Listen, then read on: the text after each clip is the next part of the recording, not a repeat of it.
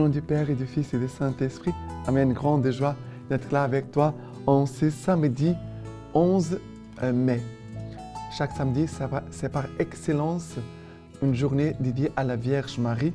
Et nous voulons vraiment marcher avec elle pendant tous ces mois de mai.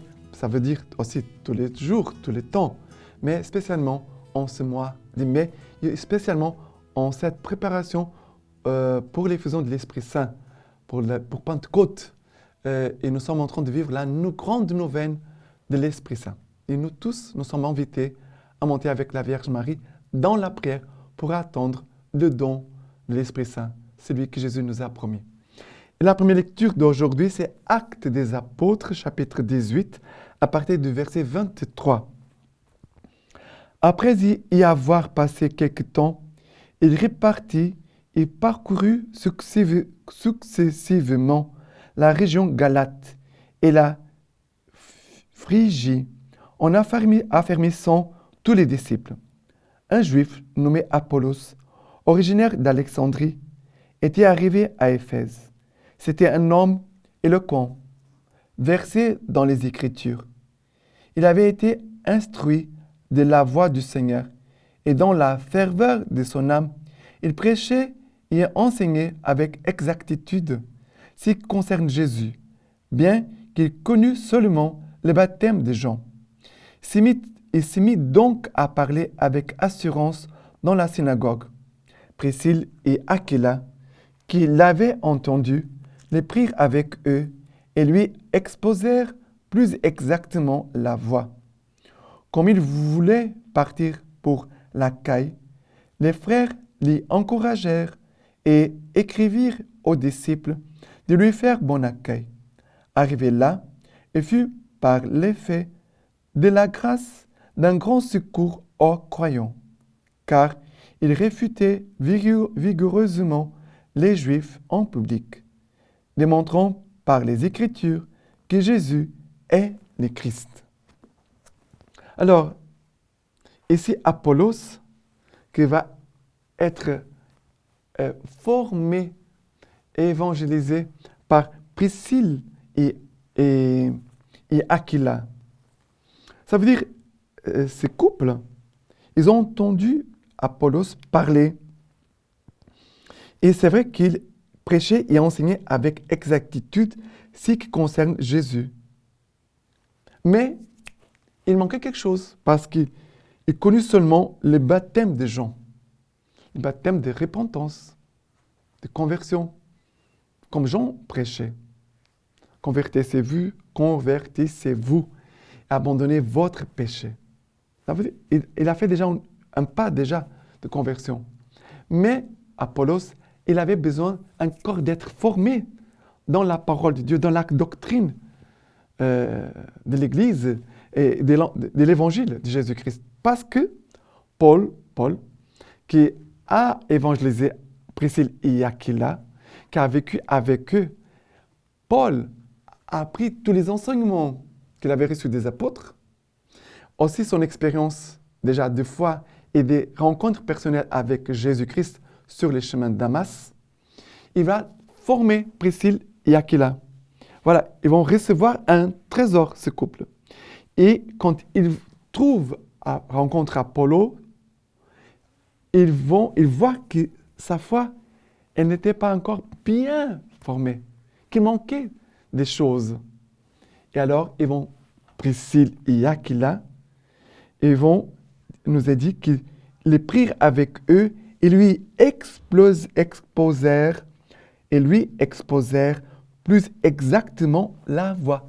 Plus exactement la voie.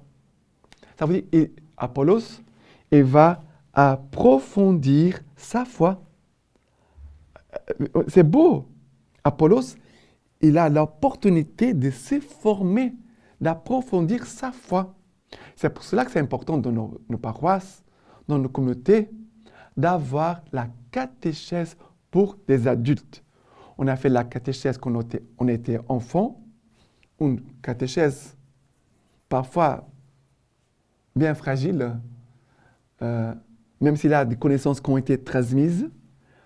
Mais maintenant que Apollos est adulte, il a besoin de recevoir une nourriture spirituelle adaptée à sa condition d'homme adulte, de toutes ses responsabilités qu'il certainement il avait, pour devenir un meilleur évangélisateur. Et on finit ces passages aujourd'hui en disant, qu'on nous dit ceci. Apollos fut par l'effet de la grâce d'un grand secours aux croyants, car il réfutait vigoureusement les Juifs en public. Ça veut dire, maintenant, il a plus de fermeté dans la foi pour évangéliser. Et il nous a dit que, démontrant par les Écritures, maintenant, Apollos parle des Écritures, non pas seulement de l'expérience qu'il avait fait déjà avec Jésus dans sa foi, parce qu'il avait fait déjà une expérience avec Jésus, Apollos, mais il avait besoin d'approfondir ses connaissances dans la parole de Dieu. Et maintenant, il communique non pas seulement la voix, ça veut dire Jésus-Christ, mais il peut transmettre la foi d'une façon plus solide, plus profonde, plus concrète pour ceux qui l'écoutent.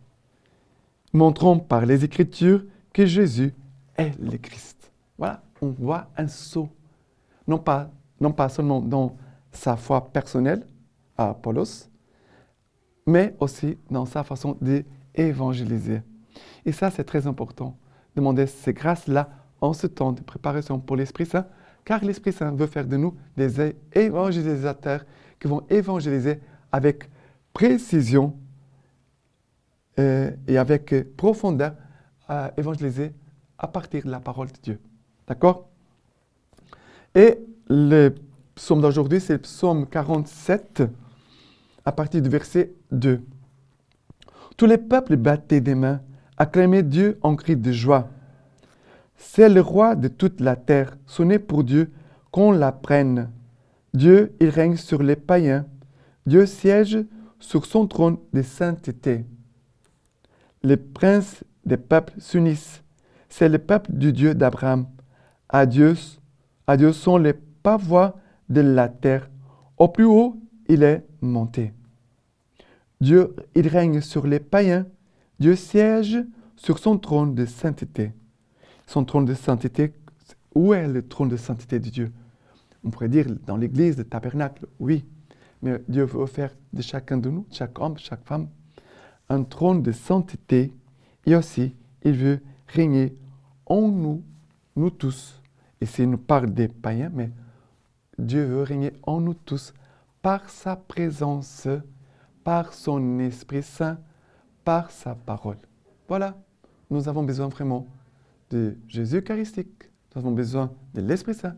Nous avons besoin de la parole de Dieu pour que Jésus puisse régner sur notre trône de sainteté. Et l'évangile d'aujourd'hui, c'est Jean chapitre 16, à partir du verset 23. En vérité, je vous l'ai dit, ce que vous demanderez au Père, il vous le donnera en mon nom. Jusqu'à présent, vous n'avez rien demandé en mon nom. Demandez et vous recevrez, pour que votre joie soit complète. Tout cela, je vous l'ai dit en figure. L'heure vient où je ne vous parlerai plus en figure, mais je vous entretiendrai du Père en toute clarté. Ce jour-là, vous demanderez en mon nom. Et je ne vous dis pas que j'interviendrai pour vous auprès du Père, car le Père lui-même vous aime, parce que vous m'aimez, et que vous croyez que je suis sorti d'auprès de Dieu. Je suis sorti d'auprès du Père et venu dans le monde. À présent, je quitte le monde et je vais vers le Père. Jésus va vers le Père pour nous envoyer l'Esprit Saint. Vous voyez qu'ici, dans ces quelques versets, Jésus parle beaucoup du Père et aussi il nous parle de demander. Ce que vous demanderez au Père, il vous le donnera en mon nom. Jusqu'à présent, vous n'avez rien demandé en mon nom. Demandez et vous recevrez. Demandez et vous recevrez pour que votre joie soit complète.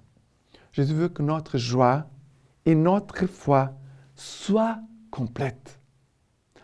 Dans notre Église aujourd'hui, quelle est une de nos difficultés?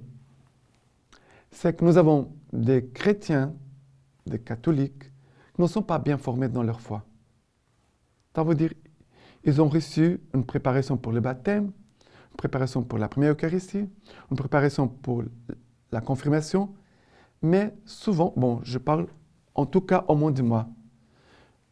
J'ai reçu les sacrements quand j'étais enfant, ado, et vraiment, j'avais la foi petite, mais quand à l'âge de 20 ans, il a eu ma conversion, tout de suite, j'ai senti en moi que je ne connaissais rien de l'Église, de la foi, du credo. J'avais des Écritures. Ça veut dire que ma foi, elle était incomplète. Et je sentais en moi le besoin d'approfondir la foi. Et c'est comme ça que j'ai commencé à faire la catéchèse pour les adultes. Et Jésus, ici, il nous dit, demandez et vous recevrez. Voilà, c'est bien. Ça veut dire qu'aujourd'hui, partout dans la terre, il y a des chrétiens qui prient le Seigneur pour demander quelque chose. Mais bien sûr, nous devons demander des choses. Certainement, nous avons le besoin aujourd'hui, soit de santé, soit de nourriture, soit de force, soit de courage. Nous pouvons demander toutes ces choses-là. Mais demandons aussi sur toute la terre, pour l'Église, pour chacune de nos paroisses, nos communautés religieuses, demandons tous l'Esprit Saint. Que l'Esprit Saint puisse conduire l'humanité entière, les gouverneurs, notre pape, les évêques, les cardinaux, les prêtres, les religieux, les laïcs, nous tous, les enfants, les adultes, les personnes âgées. Que l'Esprit Saint soit notre force, notre joie, qu'il soit notre inspiration. Même devant les difficultés, nous devons demander, Esprit Saint, aide-nous. Comment dépasser telle situation? Aide-nous. Aide-nous, Esprit Saint. Conduis-nous. Inspire-nous. Nous devons chaque jour prier l'Esprit Saint, spécialement en ce temps de neuvaine, de préparation pour Pentecôte. Mais nous devons faire cette prière chaque jour. Et que l'Esprit Saint puisse nous faire vivre unis au Père comme Jésus a vécu. Nous devons demander les mêmes grâces d'union au Père comme Jésus a vécu. Et cela sera notre joie. Car la figure de ce monde passe, tout passe. Seulement Dieu demeure pour toujours. Et le psaume, voilà. Et maintenant la lecture patristique d'aujourd'hui de Saint Augustin nous dit ceci. Il y a donc deux époques.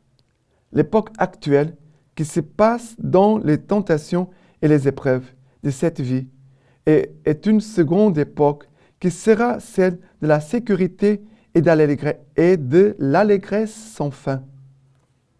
L'une et l'autre époque nous ont été préfigurées, l'une et l'autre nous ont été manifestées dans notre chef.